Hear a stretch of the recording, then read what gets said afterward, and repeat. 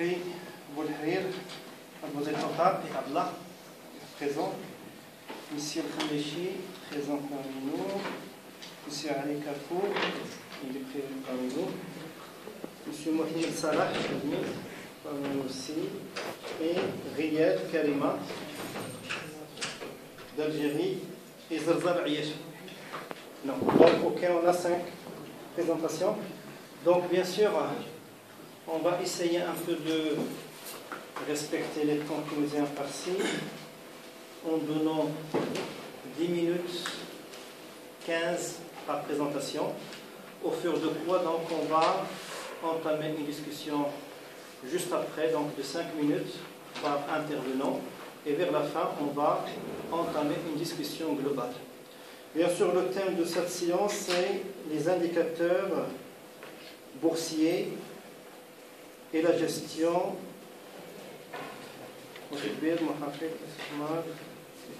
portefeuille. Voilà, donc la gestion des portefeuilles islamiques. Voilà, la gestion donc, de portefeuille islamique. Donc on va commencer par Mademoiselle Total. À vous donc là. Notre thème s'intitule l'analyse comparative de l'efficience entre banque islamique et banque conventionnelle à l'aide de l'analyse d'enveloppement des données au Moyen-Orient. Donc le plan se présente complet. Je vais commencer avec une petite introduction. Après, je vais présenter la méthodologie avec laquelle on a travaillé, les résultats qu'on a obtenus, et par la suite une proposition d'un modèle économique. Donc le papier sur lequel on a travaillé mesure et compare le niveau d'efficience de 9 banques islamiques et 11 banques conventionnelles appartenant au Moyen-Orient, dans 5 pays au Moyen-Orient. Donc l'objectif de cette étude, c'est de comparer, enfin de montrer s'il existe ou non une différence significative entre le niveau d'efficience enregistré soit par les banques islamiques, soit par les banques conventionnelles. Donc la démarche consiste à mener une étude comparative de l'efficience grâce à l'analyse d'enveloppement des données, qui est une méthode statistique non paramétrique. La problématique centrale de notre recherche s'articule autour de la question qui est existe-t-il une différence significative entre le niveau d'efficience opérationnelle des banques islamiques et des banques conventionnelles opérant dans le même environnement. Donc lorsqu'une banque utilise un seul input et produit un seul output, l'efficience peut se calculer facilement. C'est le rapport entre l'output et l'input. Mais lorsque la banque ou l'entreprise produit plusieurs outputs en utilisant plusieurs inputs, alors là, la mesure devient compliquée. C'est la raison pour laquelle on va utiliser l'analyse d'enveloppement. Et l'efficience relative se calcule par la somme pondérée des outputs, par le rapport entre la somme pondérée des outputs et la somme pondérée des inputs. Voilà, ça c'est le modèle. Donc on essaie de maximiser l'efficience sur les différentes contraintes. Et on a utilisé la DEA Excel Solver développée par Zoom. L'échantillon de notre étude se compose de 20 unités de décision. Chaque unité de décision, c'est une banque. Ça représente une banque. Donc ça veut dire 9 banques islamiques, 9 unités de décision et 11 banques conventionnelles appartenant au Moyen-Orient. Donc, nous avons utilisé 3 inputs pour produire 3 outputs. Les inputs sont les main-d'œuvre et les charges de personnel, les immobilisations et le total des fonds. Les outputs, c'est le total des prêts, les autres produits d'actifs et les produits hors bilan. Les hypothèses de base. Donc, H0, il n'existe pas de différence significative. L'hypothèse alternative, c'est qu'il existe une différence significative. Donc ça, ce tableau représente les résultats de l'analyse d'enveloppement. Et a priori, on peut dire qu'en fait, il n'y a pas de différence significative entre l'efficience des banques islamiques et des banques conventionnelles. Mais il faut se baser sur des tests statistiques pour pouvoir accepter l'hypothèse nulle ou la rejeter. Donc voilà, ça c'est en fait la seule banque qui a pu enregistrer un taux d'efficience égal à 1 et c'est Qatar Islamic Bank. Les autres c'est entre 0,1 et 0,9. Donc ils sont plus ou moins efficients. Donc, en fait, en 2007 et en période de crise, nous avons constaté que malgré le contexte difficile de la crise, les niveaux d'efficience sont relativement élevés pour les banques conventionnelles. Contrairement à ce qu'on dit, on nous a dit que les banques islamiques auront tendance à enregistrer des taux plus élevés, qui vont être plus efficients, plus concurrentes, plus performantes. Ce n'est pas du tout le cas. Donc voilà, les résultats des tests statistiques. Donc nous avons une plus-value qui est supérieure au taux significatif de 5%. Donc là, on va accepter l'hypothèse nulle, qui est l'absence de différence. Donc les banques islamiques et les banques conventionnelles au Moyen-Orient ont pratiquement les mêmes degrés d'efficience opérationnelle. Donc jusque-là, nous avons procédé à une analyse de l'enveloppement d'efficience en utilisant la DEA. Toutefois, cette méthode présente quelques lacunes et des inconvénients qui nous poussent à considérer d'autres approches. Et puisque la DEA ne prend pas en considération les facteurs externes, ni les facteurs qui concernent l'environnement des banques. Donc, nous avons essayé de proposer un modèle économétrique en utilisant 3 variables. Alors ça, c'est le modèle économétrique. La variable endogène, c'est l'efficience relative. C'est la constante. Donc, xi, c'est le vecteur des variables exogènes. Et les variables exogènes sont, c'est la taille, l'âge et le taux de concentration bancaire. Donc les hypothèses, c'est que chaque variable, il existe une relation significative entre chaque variable exogène et la variable endogène qui est l'efficience relative. Voilà, ça c'est l'estimation. Donc en général, le modèle est significatif, mais les résultats de régression ont permis de conclure que les facteurs âge et le taux de concentration ont moins d'effet sur le niveau d'efficience que le facteur taille. Donc, ça c'est les résultats.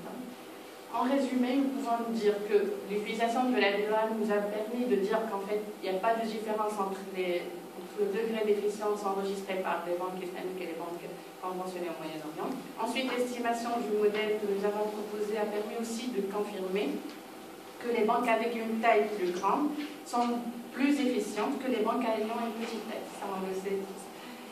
Et pour conclure, nous pouvons dire que les banques islamiques sont capables de rivaliser et d'être à égalité avec les banques conventionnelles opérant dans le même environnement. Merci. Ok, je vous remercie pour votre exposé. Bien sûr, vous êtes arrivé à une conclusion qui un peu fait l'exception de la littérature. Dans la littérature, on a trouvé des travaux qui ont été effectués par avant, on a trouvé le même résultat.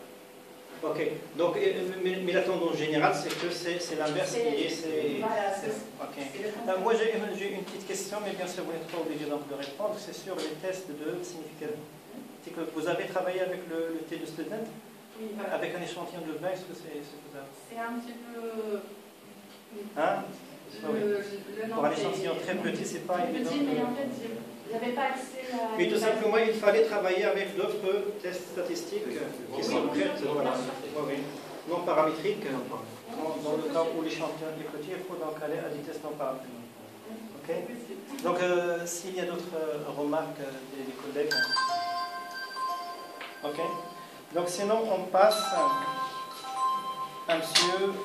El-Khamnichi. Oui, allez.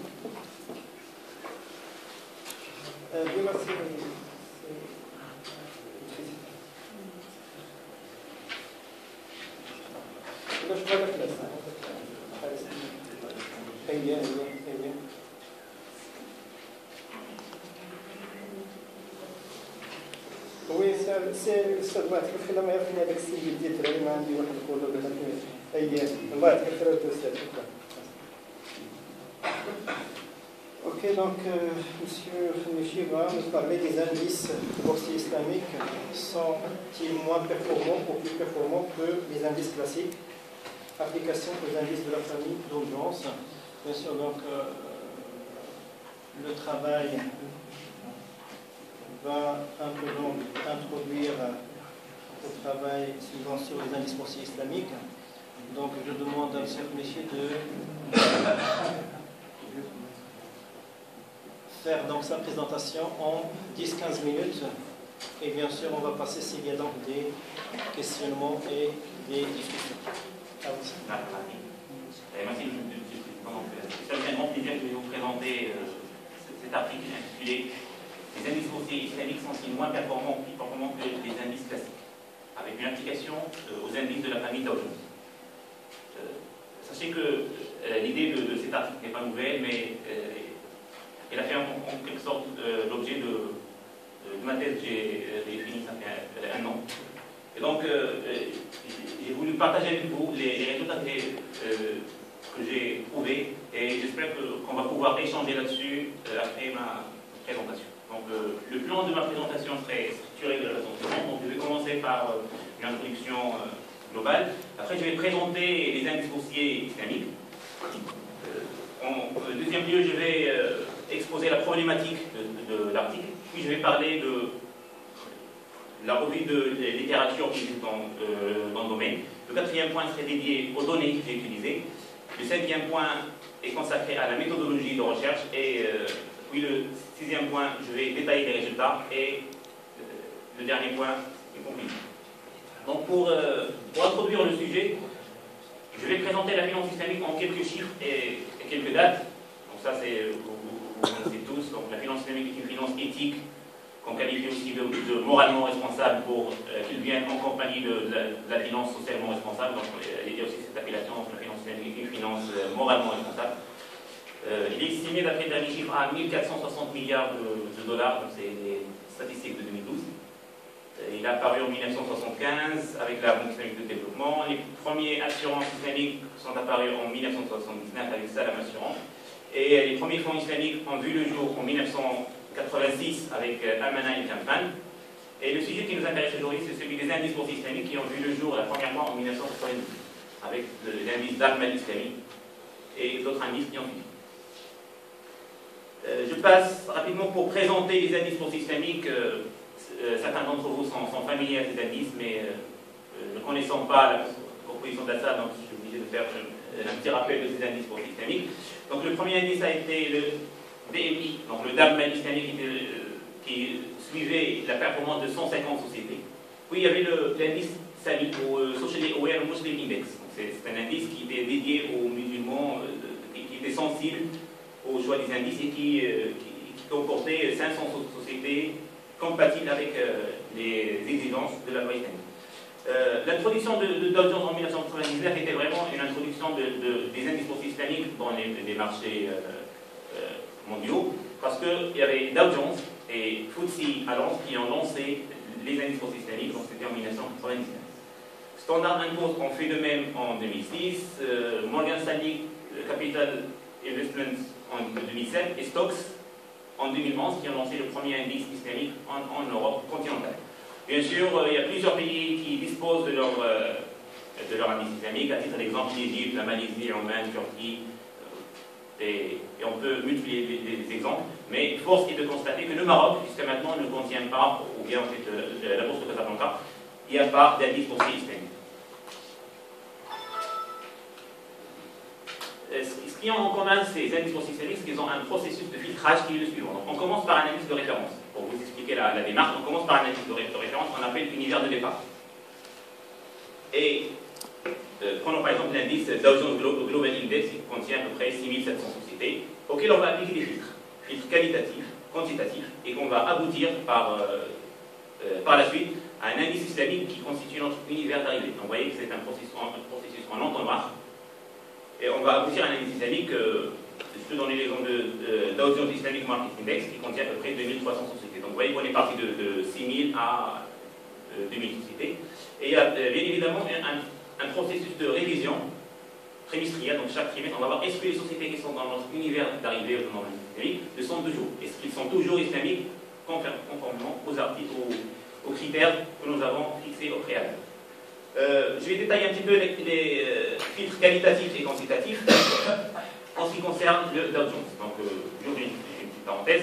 Il y a plusieurs critères en fonction du comité Sharia présent dans chaque indice. Par exemple, le Dow Jones, ont leur propre comité Sharia, Standard & Poor's ont leur propre comité Sharia, et ainsi de suite. Donc moi, je me suis basé sur les critères de Dow Jones, parce que j'ai fait une application sur Dow Jones. Donc il y a des filtres qualitatifs, c'est n'est plus ni moins qu'une exclusion sectorielle, c'est-à-dire qu'on va, en premier lieu, exclure certaines sociétés qui appartiennent à des secteurs bien définis. Pour le cas de Dow Jones, ils utilisent le code ICB, donc International Classification Benchmark,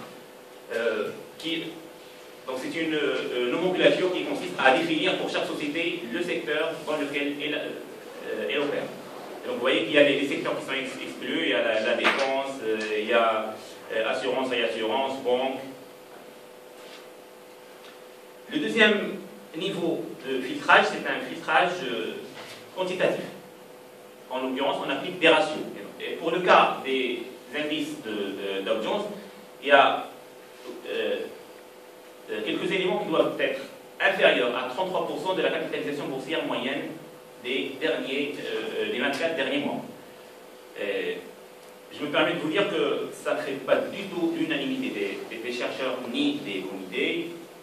On peut en discuter si vous voulez après, mais l'état actuel des choses est que le comité Sharia de Dow Jones utilise ces critères. Donc, le total des dettes, les créances brutes et les liquidités qui sont susceptibles de générer des intérêts doivent être inférieurs à 33% de la capitalisation boursière moyenne des 24 derniers mois. Et donc, ce qui me conduit à parler de la problématique que je vais traiter dans cet article. Donc, on a dit que la finance islamique est une finance éthique. Et moi, je me pose la question, est-ce que cette finance islamique peut être performante en prenant en considération le seul produit ou bien les indices qui nous intéressent dans cet article? Voilà, et donc ce qui me conduit à poser la question suivante. Est-ce que la performance des indices boursiers islamiques est différente de celle de leurs homologues conventionnels? Donc la question est claire. Et on va voir que la réponse n'est pas aussi évidente. Mais quand je parle de performance en finance, on parle de deux composantes principales, la rentabilité et le risque. Donc, ce sont les deux éléments qui vont juger de la performance ou pas des indices boursiers. Donc là, je vais passer à la revue de littérature. Je me suis intéressé à ce sujet et j'ai essayé de faire une revue de littérature aussi exhaustive que possible. J'ai recensé 25 études. Donc, depuis 2000, il y a 25 études qui ont étudié la question de la performance des indices boursiers islamiques.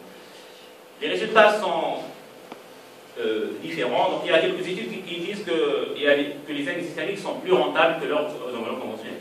Donc ici, je vous y mets un exemple, mais sinon, il y a plusieurs études qui ont trouvé ce résultat. D'autres études qui disent, ok, c'est plus rentable, mais en même temps, c'est plus volatile. Donc, il y a plus de risques, il y a plus de prise de risque lorsque vous investissez dans des indices boursiers islamiques, justement parce qu'on va exclure quelques secteurs. Et quand on parle de la performance, il y a des études qui ont prouvé que lorsqu'on combine la rentabilité et le risque, on trouve qu'il y a une sous-performance, mais c'est pas gagné parce qu'il y a des études qui trouvent qu'il y a une surperformance des indices boursiers islamiques. Il y a toute une littérature dans ce domaine qui dit que finalement il n'y a pas de différence de performance et que ça revient au même. Que ce soit islamique ou pas islamique, ça revient au même. D'autres études ont étudié la question en se basant sur le temps, en introduisant la variable de temps. Ils ont trouvé qu'il y a, donc quelques études comme Hussein et Oman en 2005, ont trouvé qu'il y a une surperformance en période de hausse. C'est-à-dire quand il y a une hausse, les indices islamiques surperforment. Alors que d'autres études, donc c'était Hussein en 2005, en appliquant cette mesure de performance aux indices de FTSE, il a trouvé qu'il y a une sous-performance en période de hausse. Donc, s'il y a une conclusion à tirer de cette revue de littérature, c'est qu'il y a une absence d'unanimité, c'est-à-dire on peut trouver la chose et son contraire, et donc il faut vraiment voir un petit peu plus clair dans le sujet. Donc, les données que j'ai utilisées, moi j'ai travaillé sur des indices boursiers islamiques de la famille Dow Jones, j'ai utilisé 19 paires. Donc je dis paires, c'est-à-dire indices islamiques conventionnels, ce qui fait que j'ai travaillé sur 38 indices, qui sont classés par taille, par secteur d'activité et par zone géographique. Quand on dit taille, c'est mesuré par la capitalisation boursière, secteur d'activité en fonction des secteurs selon la nomenclature ECB. Les indices sur lesquels j'ai travaillé sont des indices pondérés par le flottant. Pourquoi? Pour comparer le comparable. Donc, sont calculés de la même façon, ils sont pondérés par le flottant pour éviter de comparer deux éléments qui ne sont pas comparables. Et la période d'étude, c'était de juin 2002 à mars 2011, j'ai travaillé sur des données quotidiennes. La base de données, donc j'ai utilisé 3 bases de données pour ça, donc DataStream, FactSet et Reuters. La méthodologie, je vais détailler ici, c'est une méthodologie très simple. Donc j'ai fait des calculs de rentabilité. Donc ça, je ne vous apprends rien en disant que là, ici j'ai utilisé la rentabilité logarithmique. Donc j'ai fait exprès de ne pas utiliser la rentabilité arithmétique, vu les avantages de la rentabilité logarithmique, notamment le fait qu'il soit additif. Les rentabilités logarithmiques sont additives, contrairement aux rentabilités arithmétiques. Après, j'ai fait une moyenne, une rentabilité annuelle, donc j'ai annualisé cette rentabilité, et après j'ai fait une moyenne de la rentabilité sur l'année ou bien sur la période d'étude. Pour la volatilité, j'ai utilisé un indicateur très simple, donc c'était c'est l'écart type que j'ai analysé par la suite. Je suis tout à fait d'accord avec vous, il y a l'écart type présente quelques limites comme mesure de risque, mais je l'ai utilisé justement pour pouvoir comparer le risque de ces indices. Et là, on peut discuter par la suite du choix de cet écart type. Après, je l'ai annualisé, donc en utilisant la formule d'annualisation de l'écart type que vous connaissez. Après, j'ai fait des tests de comparaison de moyenne. Donc, à partir des moyennes de rentabilité, j'ai fait des tests de comparaison. Donc, c'est des tests assez simples. Et les deux hypothèses à tester sont H0, les moyennes sont égales. H1, les moyennes sont différentes. Et j'ai testé cela. Après, pour le test de comparaison de variance, donc il y a un quotient qui est calculé de la manière suivante, comme vous le voyez. Et c'est un test statistique à n-2 degrés de liberté, dans lequel on teste deux hypothèses qui sont les suivantes. Donc les deux écarts types sont égaux, et H1, les deux écarts types ne le sont pas. Il y a une différence d'écart type entre les indices systémiques et conventionnels. Là, je vais passer au résultat. Donc, je vous fais grâce à tous les tableaux que contient mon article. Si vous voulez, je vous le passe volontiers. Mais moi, j'ai essayé de résumer ici, d'écrire ce qui ressort des tableaux. Donc, lorsque j'ai fait une classification par taille, c'est-à-dire lorsque j'ai comparé mes indices par taille, j'ai trouvé que les différences de rentabilité ne sont pas significatives. C'est-à-dire que les indices systémiques ne sont pas plus rentables, ni moins rentables d'ailleurs que les indices conventionnels. Lorsque j'ai comparé les écarts types, j'ai trouvé que les écarts de volatilité sont significativement supérieurs pour les indices systémiques. Ça, c'est vrai que lorsqu'on investit dans les indices systémiques, il y a une prise de risque supplémentaire.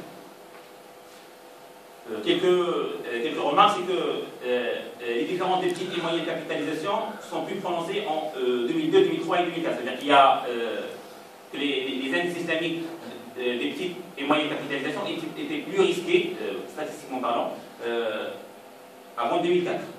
Ce qui n'est pas le cas après. Aussi, j'ai trouvé qu'il n'y a aucune différence significative pour les indices des grandes capitalisations, c'est-à-dire pour les indices des grandes capitalisations, qu'ils soient islamiques ou pas islamiques, je n'ai pas trouvé de différence significative. Donc ça, c'était lorsque j'ai fait une classification par taille. Lorsque j'ai fait une classification par zone géographique, c'est-à-dire qu'il y a des indices qui traquent des sociétés qui appartiennent à des zones géographiques déterminées, pareil, j'ai trouvé que les différences de rentabilité ne sont pas significatives, mais que les différences de risque sont significatives pour les pays nordiques et l'Australie. C'est-à-dire que dans mon échantillon, c'était plus risqué d'investir dans les indices systémiques des pays nordiques et l'Australie, alors que pour les autres indices, il n'y avait pas de différence. Aussi, lorsque j'ai fait une classification par zone géographique, je trouvais qu'il y avait une forte volatilité des indices systémiques avant 2006. Et là, ça rejoint un petit peu ce que j'ai trouvé lorsque j'ai fait une classification par taille, ce qu'on a vu tout à l'heure. Après, le troisième niveau de résultat, c'est que j'ai fait une classification par secteur d'activité. C'est-à-dire j'ai pris les indices islamiques qui suivent des secteurs d'activité. Dans ce cas, j'ai vu que, pareil, donc il y a une conclusion qui revient tout le temps, c'est que les différences de rentabilité ne sont pas significatives. Mais que les différences de volatilité sont significatives pour les indices de services aux consommateurs, pour les matériaux de base, les sociétés financières et télécommunications. J'attire votre attention que lorsqu'on parle de sociétés financières, elles sont exclusivement des sociétés financières islamiques. Parce qu'en fait, d'après les critères de filtrage, on exclut tout ce qui est, par exemple, les banques conventionnelles sont exclues. Donc, lorsqu'on prend les sociétés financières, ça veut dire que ce sont des sociétés, des institutions financières islamiques ou bien des banques islamiques exclusives. Et donc là, j'arrive à ma conclusion. Donc, je résume au maximum. Donc, ce qui ressort de toute mon étude, c'est que les indices boursiers islamiques sont des sous-indices des indices conventionnels. Donc, comme on a vu, c'est une logique en entonnoir. On commence par un indice global et on finit par un indice restreint, qui sont fortement corrélés à leurs homologues. Et là, il n'y a pas de surprise parce que les sociétés, on les trouve dans les indices islamiques et conventionnels. Et que ces indices sont plus rentables et plus volatiles. C'est-à-dire, il y a une rentabilité supérieure, mais en même temps, c'est plus volatile et c'est plus risqué. Donc, j'espère que ma présentation va ouvrir un débat enrichissant et je vous remercie de votre attention. Bon, effectivement, je vous remercie, M. Khamichi, pour votre présentation qui était brève, succincte, mais donc bien précise. Bien sûr, ça va susciter donc, un débat qui est au lieu déjà. Donc, de mon côté, je crois que c'est une thématique qui est d'actualité et qui va dans l'approfondissement donc, de l'ingénierie financière et des outils donc, de la finance islamique. Moi, j'ai quelques remarques par rapport, et questionnements plutôt, par rapport à quelques conclusions que vous avez avancées et quelques caractéristiques de processus de filtrage. Par exemple, pour l'agence média, pourquoi ça a été donc un secteur à exclure? L'agence média, c'est des entreprises. Pourquoi? J'ai aussi donc le problème de la charia, les charia board, par exemple, pour contrôler ces entreprises au niveau de l'audience. Finalement, s'il y a une absence d'unanimité dans l'état de la littérature, c'est-à-dire que quels que soient les résultats réalisés dans une recherche, ils vont trouver donc une validation scientifique. Hein. Et donc que ce soit on trouve un indice qui surperforme ou bien sous-performe, finalement donc on va se trouver dans la logique scientifique. Une question sur la pondération. Comment vous avez fait pour la pondération et comment vous faites pour, à chaque fois puisque vous dites qu'il y a une révision et sur un portefeuille, puisque dans tous les cas l'indice islamique c'est une dérivée, si on peut se dire, de l'indice conventionnel de base, c'est une dérivée. Et que finalement si l'indice conventionnel varie, automatiquement l'indice islamique va varier. Donc comment vous faites donc sa pondération et comment donc la révision peut se faire? Voilà donc un peu quelques questions que j'ai donc retenues d'après donc votre intervention. Bien sûr, je cède la parole aux collègues intervenants s'ils ont donc des questions, des remarques pour qu'on ouvre les débats. Ok, allez-y donc, c'est Khamichi. Pour répondre à la première question concernant le processus de filtrage et pourquoi on a exclu l'agence média. Vous savez, en fait, c'est une bonne question parce que toutes les agences médias ne sont pas toutes compatibles avec la loi islamique et aussi ne sont pas toutes interdites. Mais ça, si vous voulez, en fait, le comité charia, il va creuser dans l'activité de ces sociétés. Par exemple, pour voir est-ce qu'ils font vraiment des choses qui ne sont pas compatibles avec la loi islamique, notamment la diffusion, on va dire, de quelques je sais pas, de film à contenu érotique, vous voyez, en fait, c'est dans les détails. Mais si vous voulez, en fait, de manière générale, les agences médias ne sont pas toutes exclues. Mais c'est en creusant dans l'activité pour voir la part des activités illicites dans l'activité principale de ces agences médias. Votre question concernant la pondération des indices. C'est pas moi qui fais la pondération de ces indices, c'est le comité Sharia qui fait. Et les indices d'audience sont pondérés par le flottant, par la partie flottante qui est susceptible, en fait, que les investisseurs sont susceptibles de faire des transactions sur cette partie. Donc c'est ça, c'est cette partie-là qui sert d'élément de pondération. C'est pas moi qui fais cette pondération.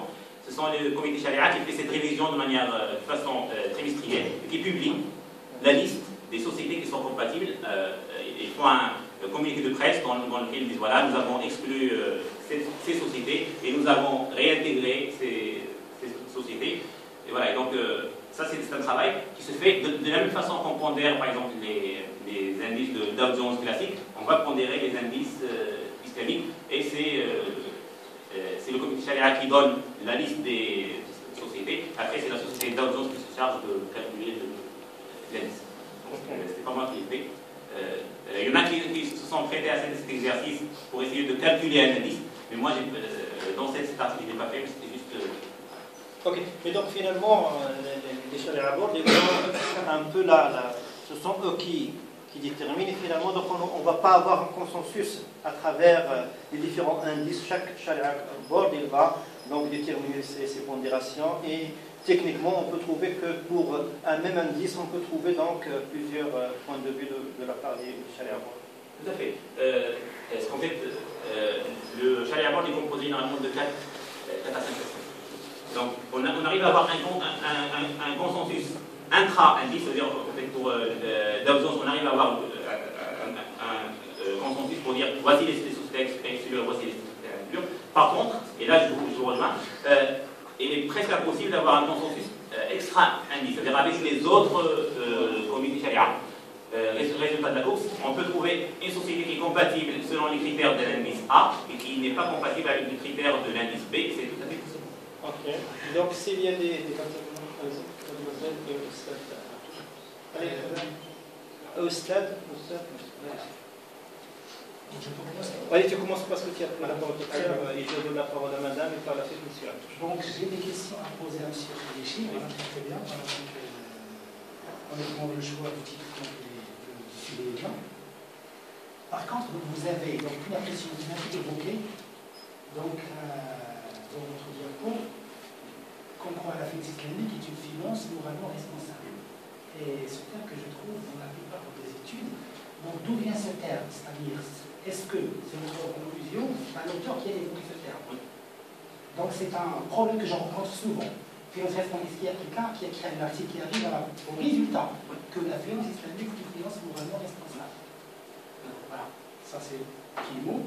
Secondo, pour passer de l'indice général à l'indice islamique, vous avez évoqué le critère. On va les quantitatifs et critères, on va les sélectifs. Voilà. Et vous avez classé ces critères en termes de secteur, c'est ça? Oui. Voilà. D'ailleurs, vous avez évoqué un certain nombre. On a un ensemble de secteurs qui composent, par exemple, le basique, qui compose le Dow Jones, et vous avez posé à l'exclusion un certain nombre de secteurs. Parmi les secteurs exclus, vous avez évoqué la défense, l'armement. C'est ça? Oui. L'armement. Or, dans un article écrit par Mme Geneviève Cross, quand il dit, voilà, les secteurs illicites et les secteurs illicites. Les secteurs illicites, on va dire, par exemple, les jeux, on va dire, les programmes, etc., pas mal de choses, mais l'armement, il est moins systématique. Donc, Geneviève Cross, il dit que l'armement, la défense, par exemple, si je dis, j'opère dans un secteur, on va dire, militaire, c'est-à-dire je produis des armes, s'il s'agit des armes nucléaires ou chimiques, ça c'est automatiquement c'est exclu. Mais pour me défendre, donc c'est moins systématique. Donc ici, point d'interrogation. Est-ce que vous l'avez exclu ou non? La question du musique au cinéma. Aussi c'est moins systématique. On va dire que la musique au cinéma c'est haram, c'est illicite. Donc ça reste, voilà, à l'échelon. Ça d'une part, ça se contient du secteur d'activité. Mais je veux que vous avez un petit peu ignoré d'autres critères, des critères de profit. Quand je vois une boîte qui dégage des super profits, ce n'est pas conforme à l'islam. On va dire. Par exemple, en termes de marge d'intérêt, je prends une banque classique. S'il procède, on va dire, au Moulabaha avec un super profit, donc on ne va pas considérer que ce profit donc, est légitime, s'il dépasse un certain seuil. Ça ne dit pas. Une entreprise qui opère aussi dans un secteur de concurrence, où il monopolise le secteur, comme par exemple Microsoft. Donc, c'est car le monopole est interdit, on va dire, en islam. Donc, il y a pas mal d'autres critères autres que les critères du secteur d'activité. Donc, vous ne l'avez pas évoqué, ça d'une part. D'autre part, donc, si j'ai bien compris après la question du président, donc, c'est la composition de l'indice, c'est une filtration de charia de comité. Donc, je vais vous avez fait votre filtration.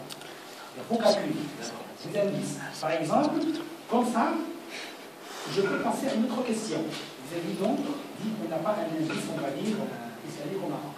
C'est-à-dire, est-ce que, à partir de vos calculs, à partir de vos critères propres, en dehors de vos charia du standard impôts ou je ne sais pas, voilà, est-ce que vous pouvez constituer un indice financier islamique à partir du basique? C'est-à-dire, je vais exclure les secteurs tels, par exemple, pour garder et je vais faire certaines pondérations.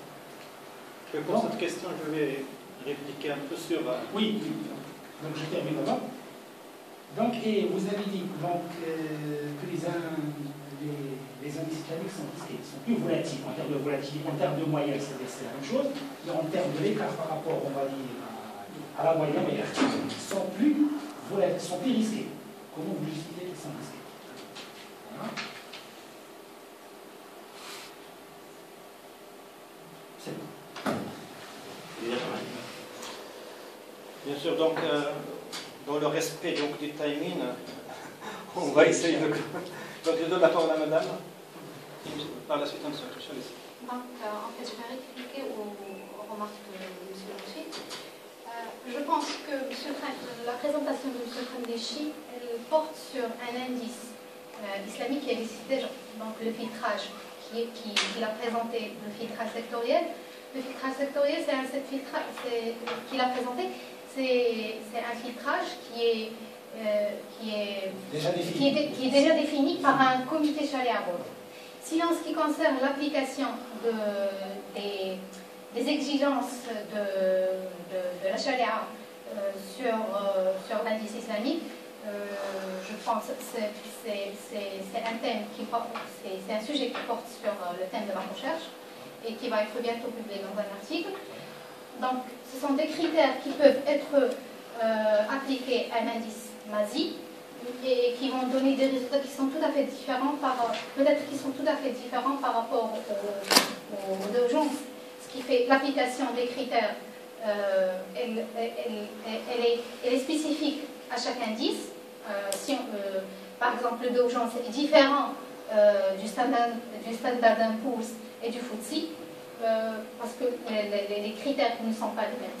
Sinon, pour M. Khamdechi, j'ai une remarque.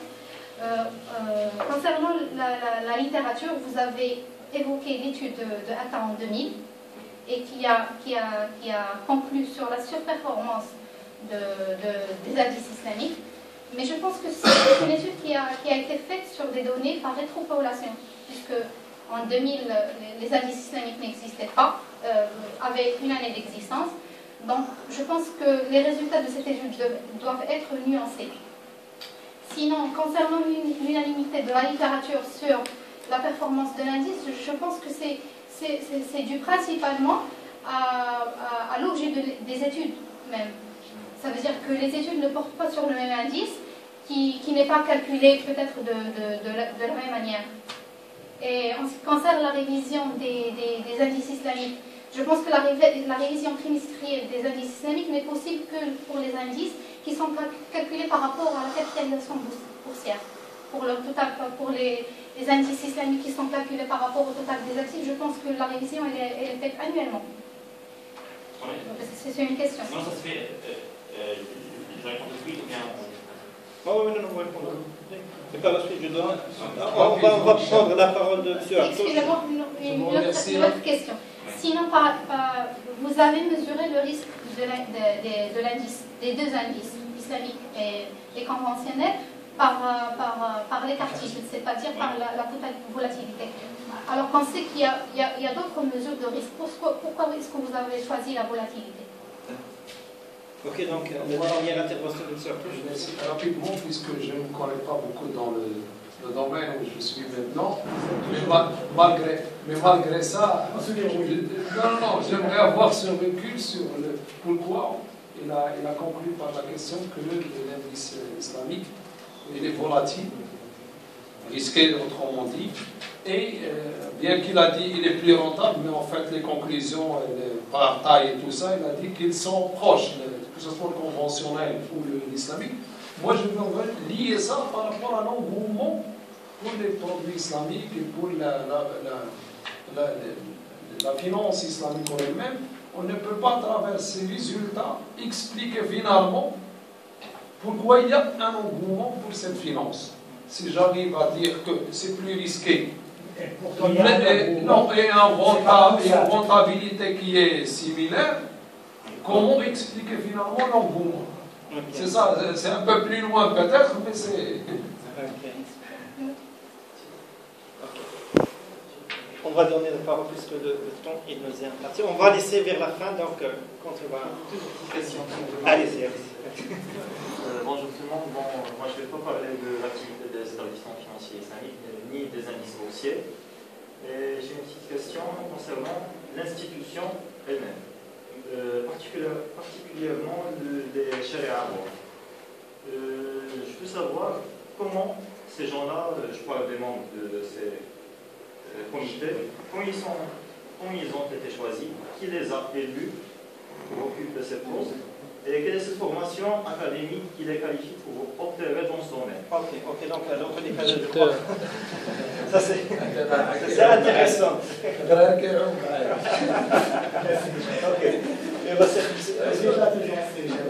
J'ai une autre question. Allez-y. Qui est en relation avec le risque. Votre intervention a suscité beaucoup de réactions.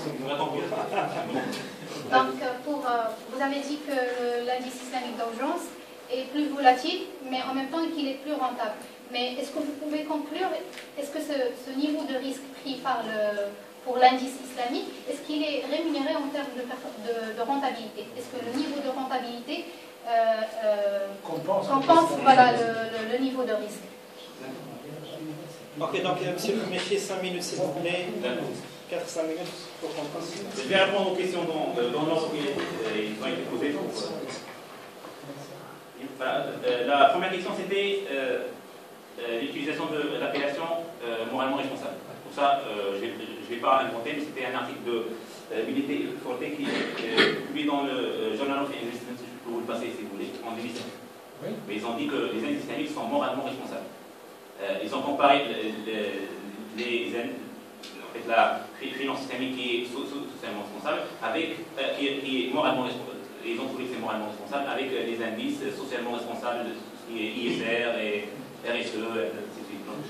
Je peux vous le passer si vous voulez, pas de problème. C'est un article publié en 2007.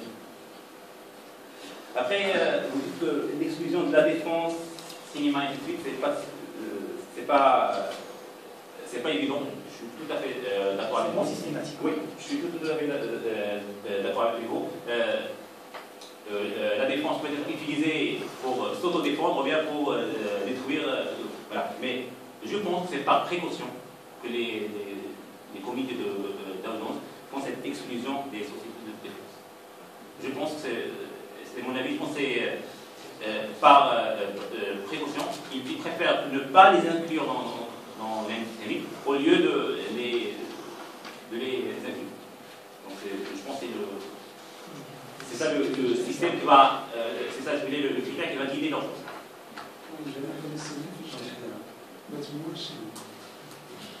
Oui, c'est là, fait le fitna. Oui, parce que justement, ils ne peuvent pas leur imposer voilà, que vos armes ne l'utilisez pas dans telle activité. Voilà. Parce que juste, je dis que la réponse à la réponse de mademoiselle, donc j'ai bien compris très bien votre intervention.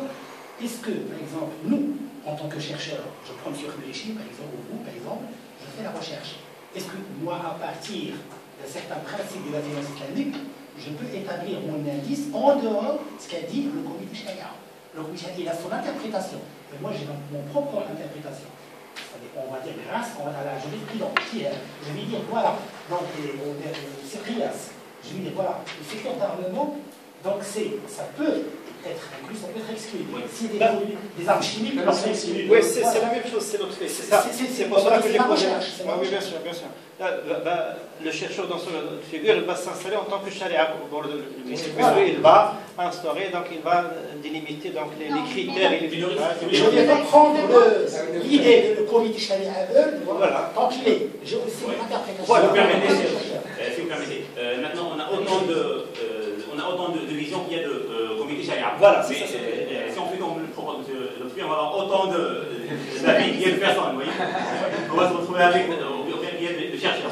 C'est tout à fait légitime de faire l'exercice, c'est tout à fait légitime.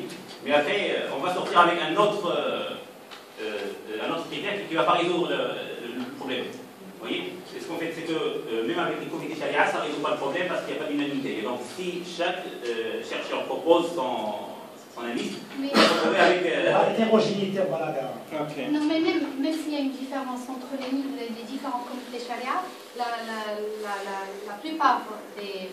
Je peux dire que les différents comités charia sont encadrés par des organismes de contrôle islamique, notamment l'AO, l'Audit and Islamic Financial.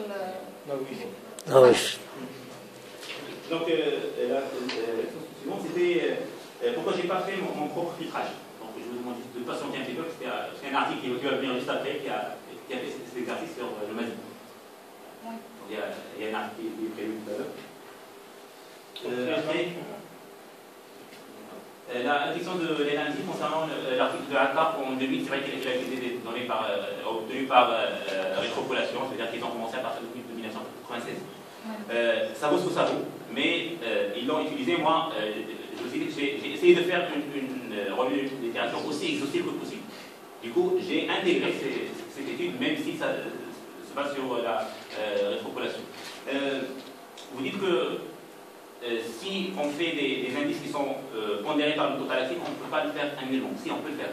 Pas annuellement, trimestriellement. Trimestriellement, si, on peut le faire, parce qu'en fait, aux États-Unis, ils sont obligés de publier des résultats trimestriels. Et nous, on est en train de travailler sur des sociétés américaines, parce que le Dow Jones, c'est américain. Et donc, les données sont disponibles. C'est vrai que pour le cas marocain, oui, pour le cas marocain, vous ne pouvez pas le faire, si vous voulez, autre qu'annuellement. En fait, si j'ai posé cette question, c'est parce que dans la littérature, on trouve que l'un des avantages qu'on accorde au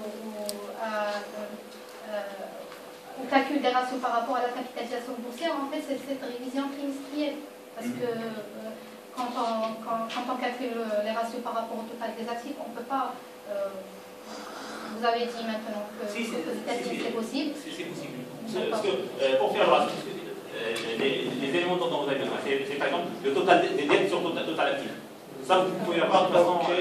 Je vous remercie, c'est très intéressant et constructif.